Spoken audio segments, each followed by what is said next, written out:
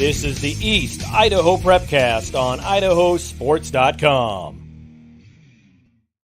That's right. Welcome in another edition of the East Idaho Prepcast on IdahoSports.com, breaking down District 5 and 6 athletics and activities week in, week out in the great state of Idaho. The East Idaho Prepcast is presented by No Vape Idaho. That is Idaho Public Television's campaign to raise awareness about the dangers of youth vaping. Be smart. Don't start. We get it started with our East Idaho expert, Sean Kane. Yo, what's up? Long time no talk. Oh, baby. To quote my favorite broadcaster right over, this way. Did we have some hot action this weekend? We'll just dive into it. Yes. Sean and I were broadcast partners for the Class 5A state basketball tournament, which featured some pretty good performances from some East Idaho teams. Nothing quite like the other classifications, but yeah, I don't know. I guess I didn't realize, but after probably the 9 millionth three that we saw it, I was just, oh baby. Yeah, it was pretty. I mean, I don't know. The 5A probably shot close to 40% probably overall from 3-point line. I would go on a limb to say there's a lot of three balls. It was a really fun tournament for sure. But yes, we're going to go through all the girls' state basketball action, preview state wrestling, get you caught up to snuff on what's going on in boys basketball district tournament action. And Sean, you've got a concert to get to tonight, so we got to run through this chip chop kind of quickly. So we'll stay on track, okay? Because I'm the straight and narrow here. Yeah, you're locked in and ready to go. The biggest story of the weekend, I thought, was at the 2A state tournament, Sean, where nobody outside of Montpelier gave the Bear Lake Bears a shot at winning the 2A state title. Not only did they get there, it was an all East Idaho final. Nobody predicted North Fremont and Bear Lake, and yet they met for the title. Bear Lake played one of the all-time great defensive tournaments across all three games. They beat North Fremont 41-35 to win their first title since 1999. How about it? That was awesome. I was big on Bear Lake all season long. I knew it'd be a tough road, and with a couple of upsets, they got there, they got it done. And man, and North Fremont, though, it's like hard not to talk about North Fremont. I would doubt many had them on their radar to be in that final. I know I didn't. I fell to that, but yeah, Bear Lake, great job. But hats off to North Fremont to be there as well.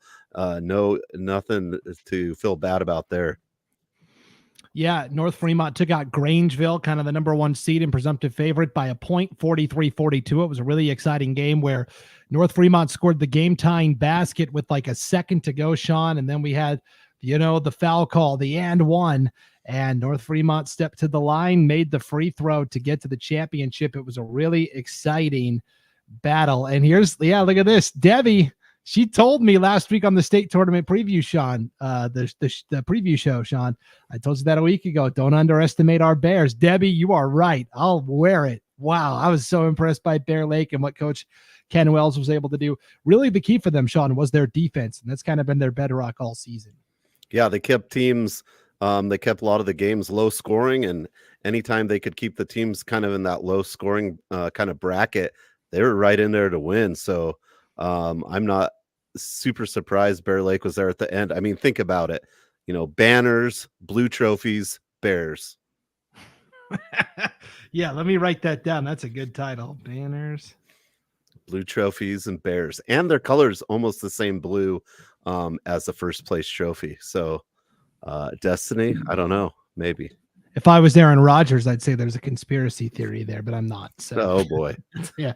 Hey, let's give a shout out to our all tournament team from Class 2A. The IdahoSports.com broadcasters pick an all tournament team at the conclusion of the state tournament. We have those on the website at IdahoSports.com. The MVP as chosen by our IdahoSports.com broadcasters, Sean, Sadie Shaw from Bear Lake High, 17 points per game, 3.7 rebounds per game throughout the tournament. Every time they needed a bucket, it seemed like she was the one that was providing it. Yeah, she came up with some big three-pointers right down the stretch. They always seemed to go to Sadie Shaw for she would hit a three-pointer. I felt like every time I was watching or going back and listening, it's like Shaw for three, and she did it all tournament long. But man, in that final game, she was lights out. Yeah, so Sadie Shaw, a very deserving MVP. Here's the all-tournament team, Sean, from the 2A tournament. Hallie Wells of Bear Lake was our defensive MVP, and then Grace Heiner from North Fremont won the Sixth Man Award. Other nominees or other selections from North Fremont, Josie Richardson made the first team all-tournament. Peyton Lenz made the second team all-tournament there. And then for Bear Lake, rounding out the selections, Taisley Neal made the second team all tournament there as well. So congratulations to Bear Lake and North Fremont and, Soda Springs also, Sean, we should mention the Cardinals did get to Saturday play also. Nettie Garbett from Soda Springs made the first team all tournament, and Abby Gooden was an honorable mention selection there as well. So nice job, East Idaho, there at the 2A tournament. What a fun one that was. Yeah, it was just outstanding. And to have two East Idaho teams in the final, I couldn't have asked for more. Exactly. All right. Our other all East Idaho final, Sean, happened at the 3A state tournament where it was number 1 versus number 2, Teton and Snake River. I had been picking Snake River to win most of the season. That didn't change on our state tournament preview show. And sure enough, a second half comeback for the ages. I mean, really the turning point in that championship game, Sean. Teton was in control for the whole game. I mean, honestly, I was there. I sat through it. I felt like Teton was in the driver's seat. I mean, that's the best way to describe it. They came out hot, firing on all cylinders, and slowly but surely, when you think back to that game, it's hard to even think how Snake River got back to the lead, and they did, and then won. It was that kind of game. Like Teton, it was Teton, and then there was just enough room for Snake River to kind of slither in. Real, that was good. I like that. Real key point was Riley Edlifson hits a step back 3 that finally gave Snake River their first lead in that second half. And they were buoyed after that, and they win 53-45. They repeat as the 3A state champions. And not only that, but Riley Edlifson repeats as the 3A state tournament MVP, Sean. 15.3 points per game, 5 rebounds per game, 3.3 assists per game. And remember, she had only been playing for like the past week. She had been out for the month prior to that due to a hand injury. Yeah, she had that injury. She came back. She looked good in that championship game. She looked like, the leader of that team, really got him going, handles the ball well. And then in that championship game, she shot pretty well from the 3-point line, which I thought was amazing, and just key baskets and come up with steals. And, one thing that you should look at is that 5 rebounds per game. She's definitely not the tallest player out there in that championship game, but she did rebound exceptionally well.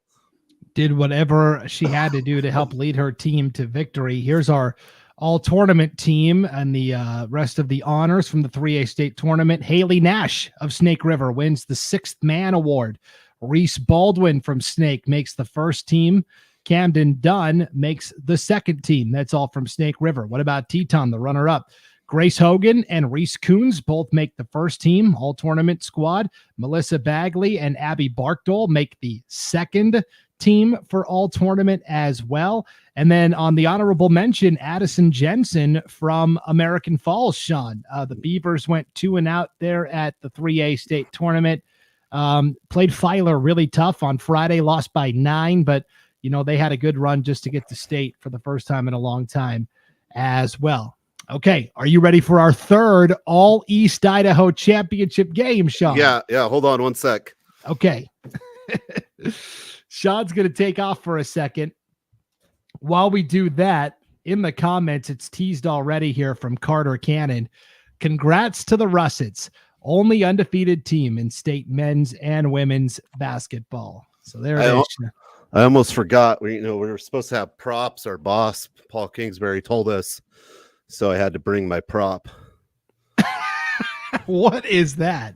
Well, when I did the district championship game, they have these on the seats in Shelley for the fans. It's a King Russet. That looks awesome. So sweet. And they're black and gray and red. And yeah, I took one. I'm sorry.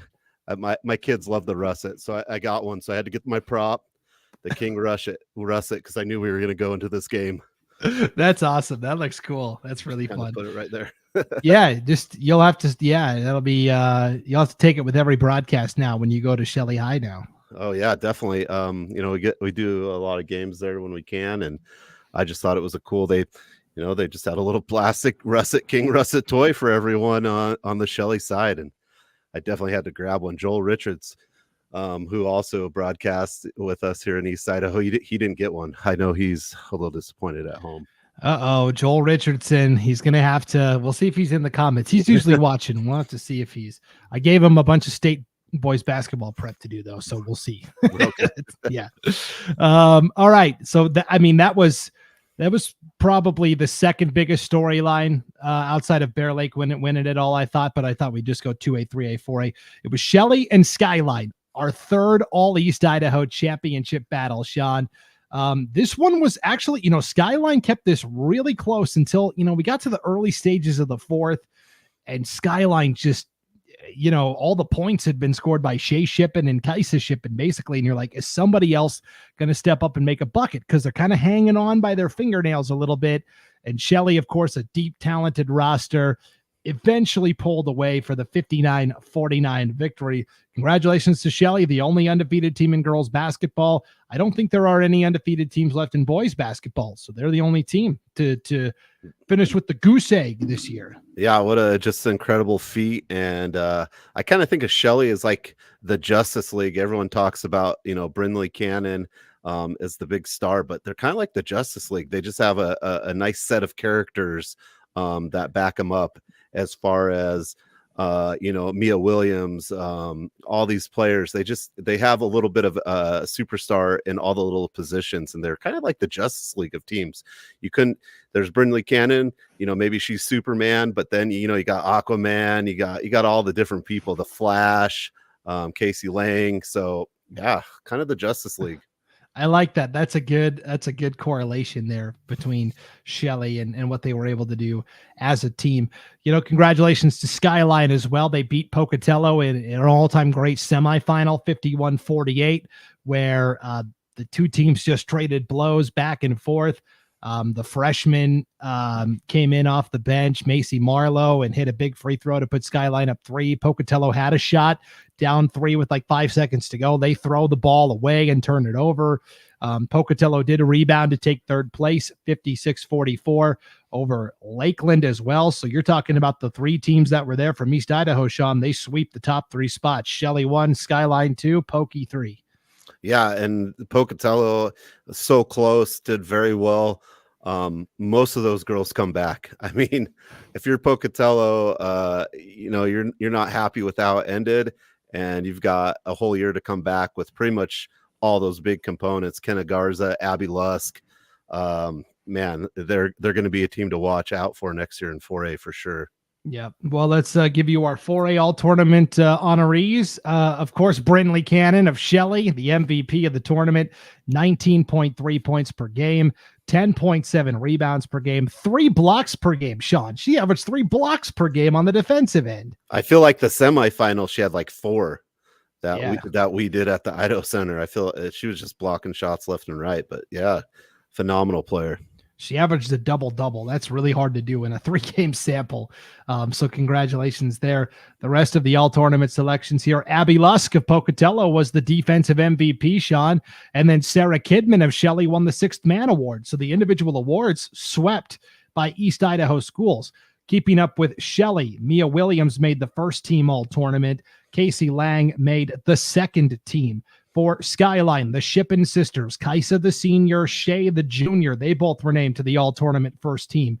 And then from Pocatello, you had Kenna Garza make the first team as well there. I mean, just look at that first team, Sean, with CJ Lotta from Minico, Garza from Pocatello, Mia Williams, and the Shippen sisters. Those are all like legitimate Division I players. Yeah, I mean, I kind of want to see like the first team go against maybe the the award winners and Brindley Cannon. How about that matchup? That's like Justice League versus Avengers or something. That'd be not in the box office, but yeah. Right, yeah, not in the box office, but on the court, that'd be a pretty fun matchup. So congratulations there. Okay, Sean, Well, our first champion that did not face a fellow East Idaho team for the title, but our fourth champion in girls basketball from East Idaho comes at the 1A D1 level. The Grace Grizzlies take out a very high octane Lapwai team 47-40 to win the title. Their height gave Lapwai problems. Lapwai loves to penetrate and get to the bucket, and Grace shut the water off at every turn inside. It was a really impressive 47-40 win for Grace, and the Grizzlies are state champs once again. Yeah, you kind of, you talk about Bear Lake's defense, but you feel like Grace's defense was also a real key component to their run this weekend. They're tall, but they play lengthy, and they can clog up the passing lanes, block shots. I felt like the Grizzlies' defense was also really important to what they did this past weekend. And they had the more difficult matchup, I thought, in the semifinals against Prairie. That was a game they won 56-52 because Prairie had the height to match Grace. And then once they got past that, I thought, man, unless Lapwai can get a lot of turnovers that lead to some fast break buckets, Grace is probably in a pretty good position. So congratulations to the Grace Grizzlies. Let's get you the all tournament team selections. But first, we want to introduce you to our MVP of the 1A D1 state tournament, Sean. I've got to get it loaded here. It's just taking a second. But it's Sydney Smith from Grace. She nearly averaged a double-double, 17 points per game, 9 rebounds per game. So congratulations, Sydney Smith from Grace, our MVP of the 1A D1 state tournament. Yeah, just a great tournament for Sydney Smith. And when you're, like you said, if you're almost averaging a double-double or averaging a double-double, it's hard not to win those MVP awards. Yeah, pretty phenomenal. The rest of the 1A D1 all tournament honorees here. Tessica Jorgensen from Grace won the 6th Man Award. Also from Grace, JC Christensen named to the first team. Melody Stratman named to the second team. Stratman left late in that championship game with about 5 minutes to go with an arm injury. And that was a pivotal moment for Grace. They kind of rallied after losing one of their key leaders in Melody Stratman, and were able to withhold and withstand a Lapwai's final push there to get the championship win. So congratulations to Grace. All right, let's highlight what happened at the 5A state tournament, Sean, where we had Madison and Rigby as the two representatives from East Idaho. The closest game in the opening round of action, Sean, was actually Madison versus Boise, the 8-1. The Bobcats pushed Boise for much of that contest. They fell by 9, 40-31, and then they only lost to Rocky Mountain by 5 in a loser-out game, 55-50. I'll admit, Madison was not on my radar all year. I wasn't sure how battle-tested they were because they just didn't play any other 5A teams except for the teams in their conference. But seeing them with my own eyes, Sean, I was very impressed with this Madison team. Yeah, I would agree. Like, Madison wasn't they're the 8th seed versus the 1st seed. Not that the seeds are always right. We won't go into that, but yeah, in person, I mean, they hung tight with Boise really well. And you either think that Boise have a bad game or it was Madison better than we thought we were. And I think it's Madison was better than we thought they were. They just unfortunately only had to play Rigby all the time. And sometimes when you play a team whole bunch, that's what you get. But, it's real impressive, that 55-50 loss over Rocky Mountain, because Rocky Mountain wasn't, bad either. They had chances against, whoever, Coeur d'Alene, who won it late in that game. So Madison, yeah, definitely a good job, a young team, and have a lot to look forward to. And then on the other side of the coin, we did have Rigby in action. They end up taking 4th place at state. They get nothing for their troubles, and the 5th place team gets a trophy, which again just doesn't make a lot of sense to me. But this was the top 4 I thought really stood out, right? Boise and Coeur d'Alene, and then Lake City and Rigby. And so Rigby gets to the semifinals against Lake City. They battled tough. They fell by 3 points, Sean, 56-53. Essentially, they had a couple of looks at the basket late in that semifinal loss. There was a possession down the stretch where Rigby was down by 2, right? And they had drawn up a play out of bounds. I believe it was Danzy drove the lane and tried to hit a little floater. A player had fallen down in the key, and there was just bodies laying everywhere. It went through Cambry Barber's fingertips, and just landed out of bounds to Lake City. But Rigby had their shots, and it was just an all-time classic game, and Rigby's got no shame in losing that. No, and it was back and forth. I believe that it was tied at halftime. It was really anyone's game, and really Rigby was really, really good. They had great players. They had a great bench, as we'll talk about. Lake City, I think, really just maybe hit a couple more 3-pointers is what it came down to. Sophia Zufelt hit a clutch one from straight on the basket, was really kind of the difference. But Rigby had their chances, and like we talked about, is any 4 of those teams in the semifinal, I think any mix of them could have been playing for the championship. And, both games were so close. It could have easily been Boise Rigby or some mix of those 4 teams. Yeah, and then Rigby had to play Boise in the third place game. And even so, they still only lost by 5, 53-48. So what an outstanding season it was for Coach Todd Barber and the Rigby Trojans. Let's take a look at our all-tournament team for 5A, Sean. Tiade Togiai of Rigby was our 6th man of the tournament. She came in the semifinals, and she finished with 10 points and 7 rebounds. She was a big presence off the bench for Rigby throughout the tournament. Yeah, I tell you what, if Rigby wins that game, she's the player of the game for that game, in my opinion, because she brought the team kind of back to life, had a lot of fire, and everyone was just cheering and rallying for her. And if they would have won that game, she would have been, I think, the player of the game in my book. Yep. Cambry Barber makes the first team all tournament. Miley Graham makes the second team from Rigby. And then Maggie Anderson from Madison makes honorable mention. All right, let's wrap up with 1A D2, Sean. We had 3 teams from the Rocky Mountain Conference there. We had Mackey, we had Leadore, we had Rockland. In that order, right? Mackey won districts. Leadore took second. Rockland finished third, had to win the state play-in game just to get there. Of course, it's Rockland that survives the longest, right? That's just how it works at state. Rockland gets all the way to the consolation game against Salmon River. They win that game 62-33. This is a game that I was broadcasting on Saturday morning, Sean. Rockland put on that 1-2-2 press, and Salmon River just didn't know what to do with it. The Perman cousins played really well, Callan Perman and Alexa Perman. And then, Freeman inside and Roop. Those are the 2 posts for Rockland. They kind of feasted inside as well against a smaller Salmon River team. So first of all, congratulations to Rockland. They lost to Dietrich in the opening round. They beat Mackey, their district rivals, in the loser out game 46-41, and then came home with a trophy after all that.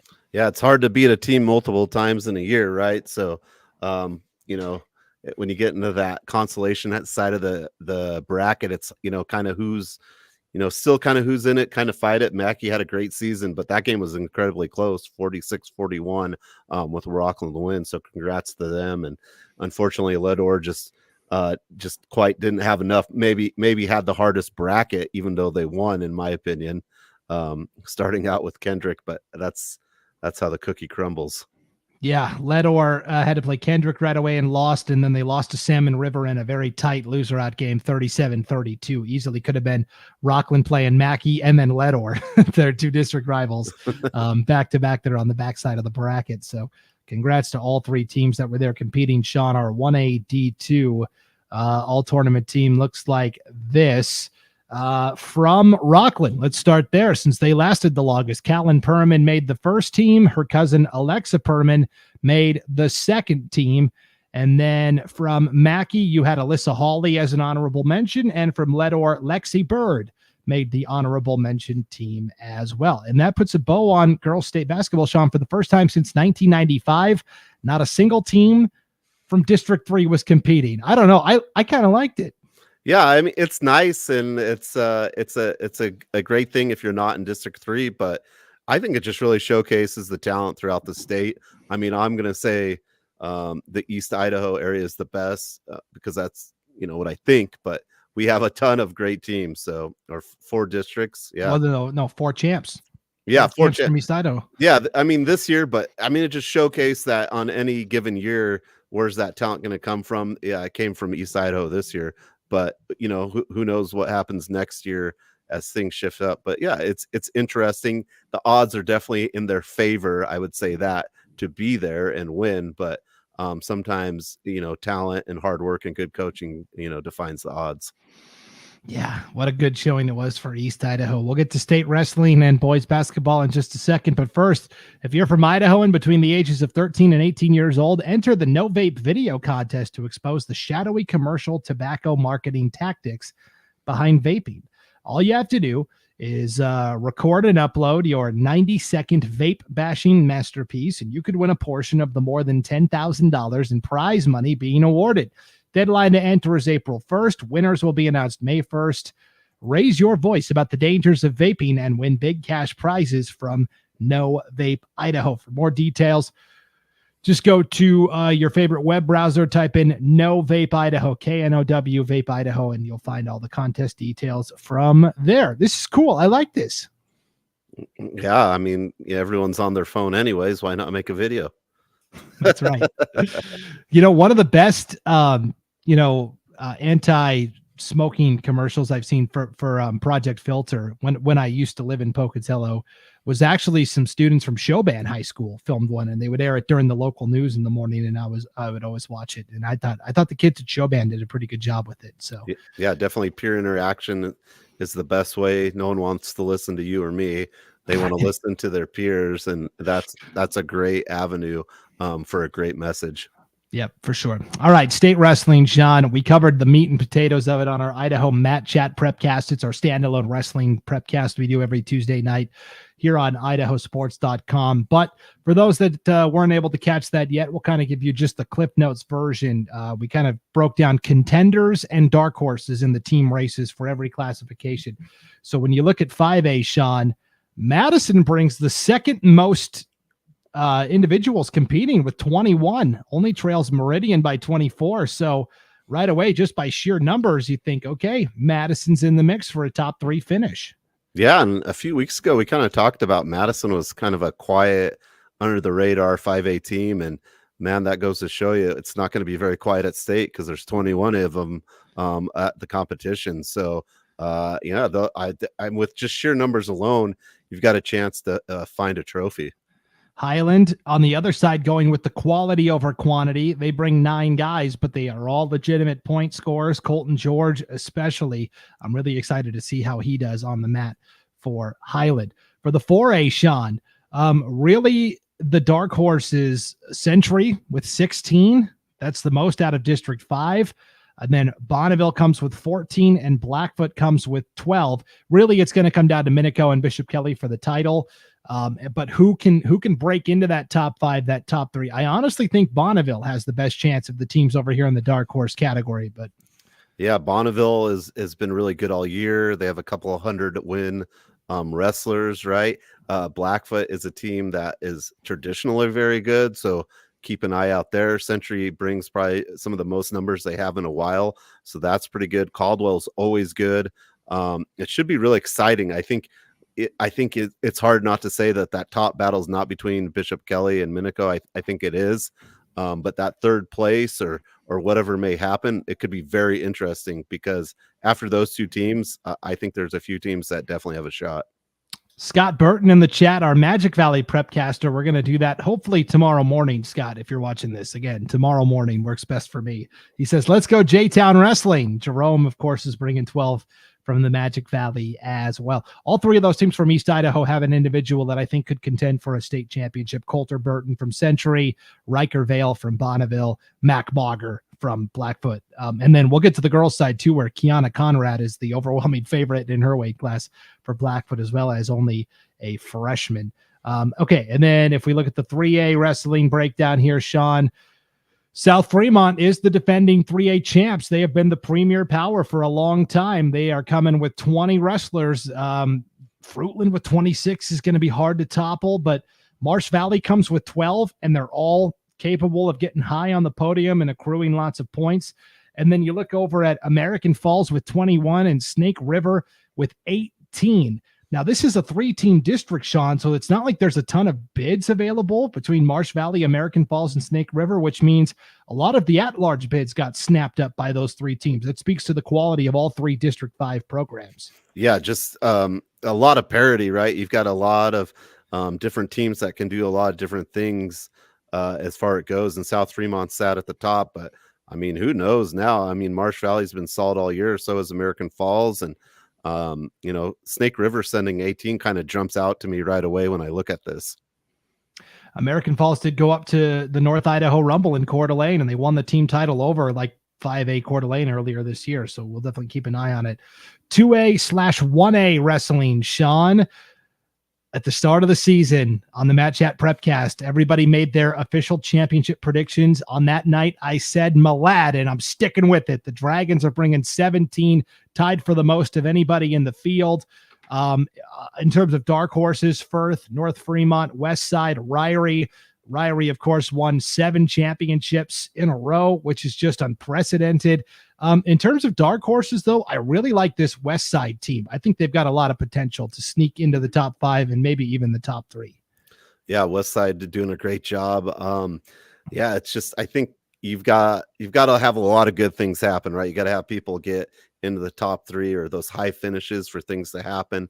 And hey, good for you on picking Malad. Malad's wrestling kind of a little underrated. Sometimes we've talked about North Fremont because they competed at some other things, some other big tournaments this year. But Malad, nice job to get 17 wrestlers there. Yeah, our official championship predictions are in the vault. I will bring them out on our state recap special next week on the Matt Chat Prepcast. And then for girls wrestling, Sean, since it's been a sanctioned sport in Idaho, Eagle is the only team that has won the championship. They are right there in the mix again this year, bringing 7 girls, second most. It's an all classification format, so 5As are going to be competing with 2As and 1As. Thunder Ridge brings 8 girls, though, and if anybody is going to knock off Eagle, a lot of people think it could be the Titans. Yeah, Thunder Ridge doing a great job getting that program going up in Idaho Falls and doing a good job. And I heard you talking about this earlier today on one of the Prepcasts about how Eagle's the only one who ever has won it, so they have kind of the veteran experience, right? So it'll be really interesting to see. And you got some from Skyline and American Falls as well. So what a great tournament coming up. Yeah, and kind of an unprecedented freshman class in girls wrestling this year. Thunder Ridge has some good youngsters. Kiana Conrad from Blackfoot, who we talked about. Jerome's got a really dynamic wrestler named Bezdacek. There's a lot of good young female wrestlers in Idaho that are coming through right now, and it's really fun to watch. So that's what we got for state wrestling. That is this Friday and Saturday, Sean, at I still call it Holt Arena. I can't ever, the ICCU Dome or whatever they're calling it now up there at Idaho State. Well, I mean, the funny thing is they changed it. It says ICCU Dome on the website. I thought it said Holt Arena maybe on the track wrestling app. Somewhere it was still listed as the whole. I'll probably call it the mini dome. So yeah. It's a 3-name banger. What do you want? It's all semantics, right? Okay, let's wrap up with boys basketball district tournament action. Sean, state bids have been snapped up left and right. We're going to share our brackets on the screen and navigate through. Let's start with the very first teams that clinched spots at state. Sean, of course, from our favorite 1A D2 Rocky Mountain Conference, Rockland and Water Springs playing in the district championship Thursday night in Rockland. No matter what happens, though, both teams advance to state because there are 2.5 bids available to state this year. So Rockland's back at state, not a huge surprise. Water Springs gets back for the second year in a row. And it took a lot for them to get here because they lost the highest scorer in school history in Daniel Canfield. They lost Drew Plocker, another 4-year starter. So they've kind of had to, Coach Evan Bindenagel has kind of had to retool this team on the fly. And so congratulations to Water Springs for making it there too. Yeah, kind of how we thought it would pan out with Rockland and Water Springs. It should be a great one Thursday night up in Rockland. I think I can say up in Rockland where I'm located. I feel confident in that. But yeah, it'll be good, and both of them will be there. Rockland always a highlight reel kind of to watch with Teague Matthews, and Water Springs just kind of retooling, rebuilding. Because these schools are small, right? Some of these schools they are small. They don't have huge teams. So if you have great players, it's hard to kind of fill those gaps sometimes. So Water Springs doing an excellent job filling the gaps. Yep. And then on the backside of the bracket, Sean, third place game is tonight in Bancroft. Number 3, North Gem. Number 4, Ledor. Winner of that takes third and advances to a state play-in game, which is over here against the champion from up north. That's probably going to be the Wampus Cats from Clark Fork. So we'll see how that goes. But 3 teams have a shot to get to state. They did it in girls. All right. They set the bar high, fellas. The ladies got 3. Let's see if the guys can get 3 teams to state there as well. The other bids that were wrapped up. So these were wrapped up last week, Sean. And then last night, we had 4 different district champions get crowned. Let's start at the 5A level, where the Madison Bobcats going back to state. They beat Highland in the district championship game last night, 57-41. This was a 2-point game at halftime. And even into like midway through the third quarter, Highland was hanging around. And then Madison kind of turned on the afterburner. So the Bobcats are back at state. Highland now gets to play Eagle in a state play-in game. That's a tough matchup for Highland because Eagle was the number 4 seed out of District 3. And that tournament is bananas, Sean. Middleton, the 8 seed, got an auto bid. Capital, the 6 seed, got an auto bid. Meridian, the 2 seed, went 2 and out. It was wild over there in District 3. I mean, the thing that's kind of becoming apparent this year, and I'll just say it's this year, is that the SIC is maybe not as strong as you think it is. A lot of times it looks really good. It's like, it's like that new car, but it's got a bad engine, right? It looks good on the outside, but inside it might need an oil change. But, Highland, I wanted to say this about Highland. I mean, what a tournament for them. The 3 seed, they lose the Thunder Ridge. They come back and beat Thunder Ridge, lose very closely. It's got to be one of the closest scores Madison's had in the last quarter or more half of their schedule. And this Madison team is really good. So I wouldn't undersell Highland. They're a team that's played a lot better as the seasons went on, but yeah, definitely a hard matchup, but we'll see. We didn't think Madison girls would come out of there, and they did. So I'm not going with any picks right now. I think the Highland team has a shot, and we'll see. Okay, you've convinced me. And Highland did this last year too, right? They came in right around 500, won the play-in game. You know what we figured out pretty quickly? Matt Stuckey's a really good coach. And after a couple of swing and misses, I think Highland got it right finally. Getting a good coach in there. And yeah, Matt Stuckey's a great guy. He played a little basketball at ICU and Century, and he coaches like little kids too. My sons went to some things with him, and he's just a good guy too. Like, one player went down in the Century Highland game and hit his head, and he like ran out on the court and made them stop to check the kid because it might have had a concussion. And so it's like those little things you do make you a good coach, and you can see that from Matt. Yep, Highland got a great coach there in Matt Stuckey, so we'll keep an eye on that for sure. Sean, we had a couple of 3A district champions last night. Snake River beats Marsh Valley pretty easily, 73-53. Panthers are going to head to state with, we think, a top 2 seed. If you aren't aware of what's going on there with Max Preps and seeding, one team is missing from the entire rankings, McCall Donnelly, who's 15-1. So I can't really say with confidence right now how the 3A rankings are going to look, but we know Snake River's going to be there.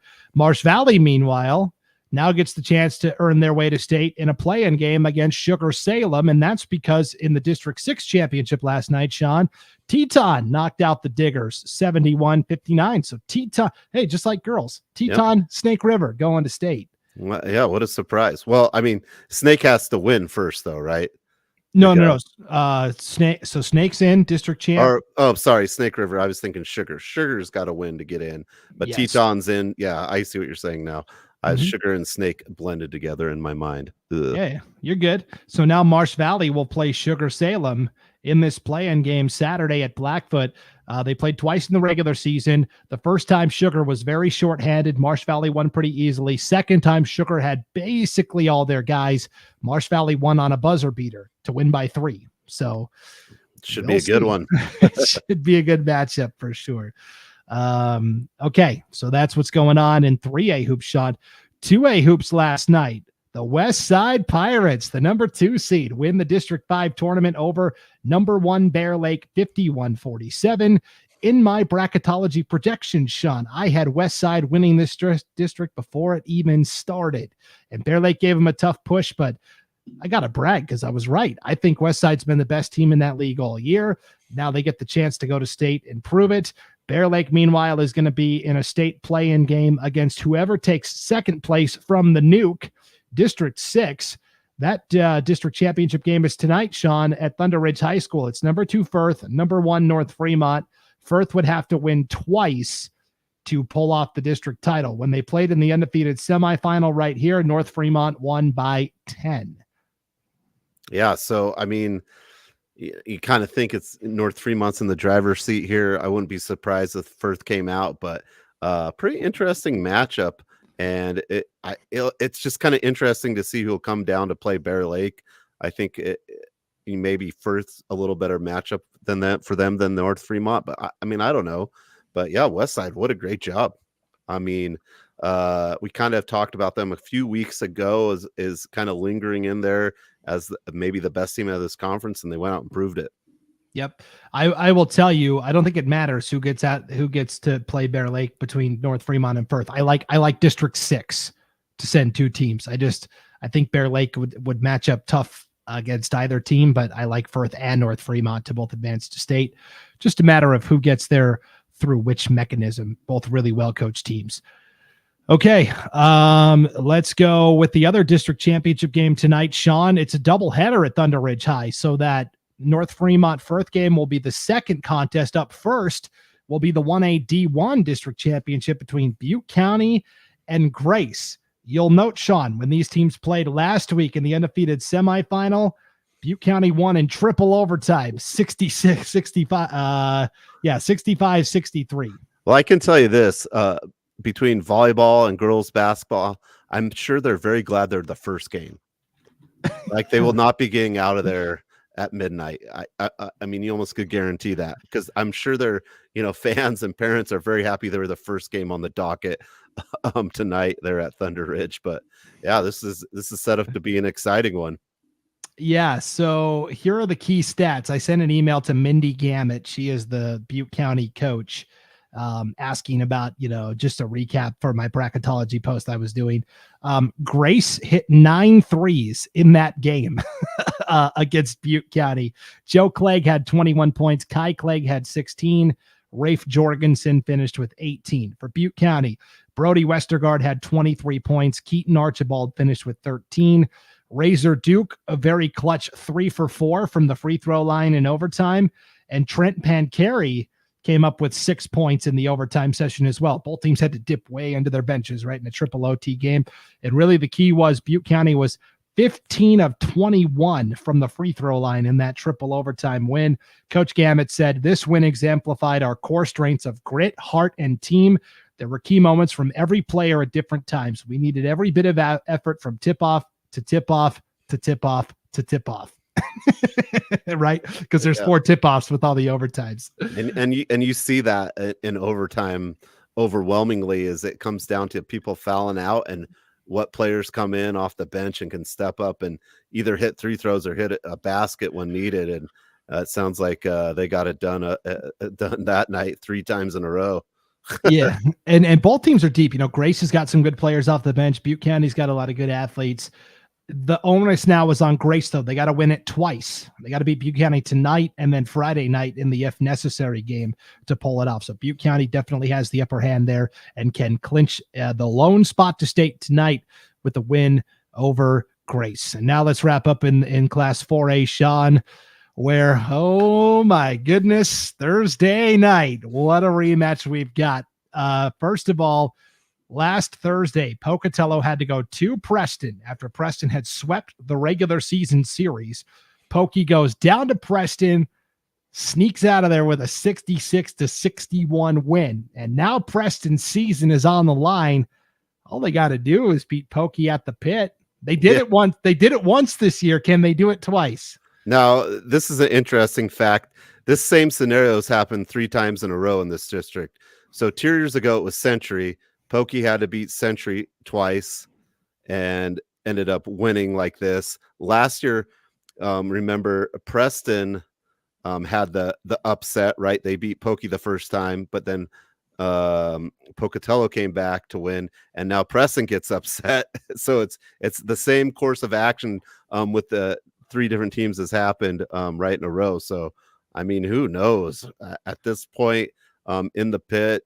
I think it's just going to be a fantastic game, and it's I think it's going to be hard for Preston to beat them twice. I've said that all year round, that you have to win twice, and whatever team can win twice, right, is going to do it. And maybe Pokey gets it done Thursday night. Maybe Preston sets up one more game, and if that happened, that game would go back to Preston. So, I mean, get the buses ready.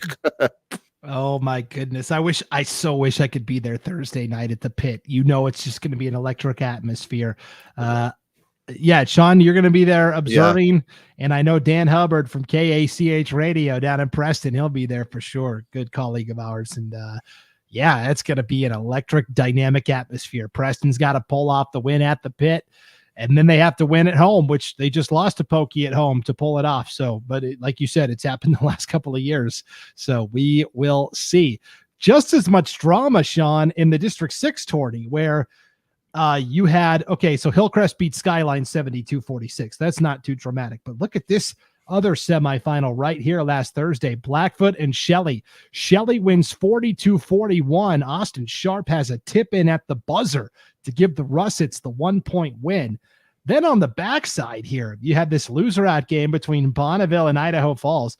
Idaho Falls led by double digits, like in the third quarter, and Bonneville outscored Idaho Falls like 19-5 or something crazy the rest of the way through regulation and overtime to win by, they won by 9 in overtime, 75-64. They really cooked Idaho Falls. And then last night, Skyline beats Bonneville 67-48. So now you've got Skyline going to Blackfoot. Winner of that will stay alive for another night. They'll have to play, if we're being honest, they'll have to play Shelley probably in the second place game. I still like Hillcrest to advance to state. And really, if it's Shelley and Blackfoot in a rematch again, Shelley inherits the home court advantage by winning this semifinal game. That would be a fun one Saturday night. Yeah, and kind of something to think about is Blackfoot is a team that's played Hillcrest close at one point. They took Preston to overtime, and they also had a very close game against Pocatello earlier in the year. So this Blackfoot team is kind of a question mark to me. I mean, they've been in games with the best teams in 4A, and then now they're having to find a way to get to the tournament. But I mean, what a doozy it would be if it's Shelley and Blackfoot again. I mean, it'd be pretty surprising if it wasn't at this point.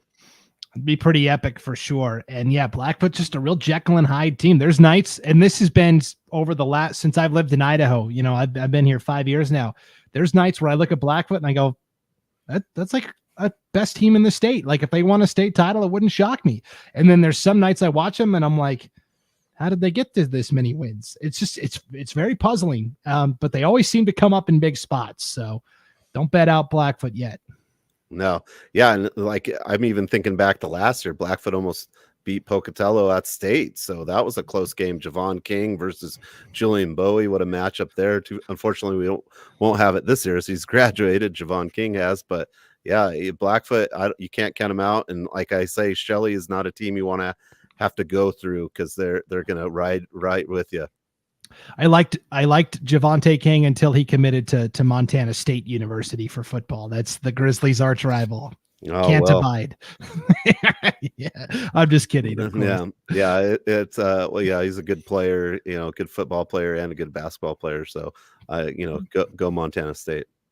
Oh, okay. Wow. Shots fired at the end of the Prepcast. All right. Hey, thanks for tuning in, everybody, to the East Idaho Prepcast. Next week, Sean, in place of the normal East Idaho Prepcast, we're going to have 2 special spinoffs.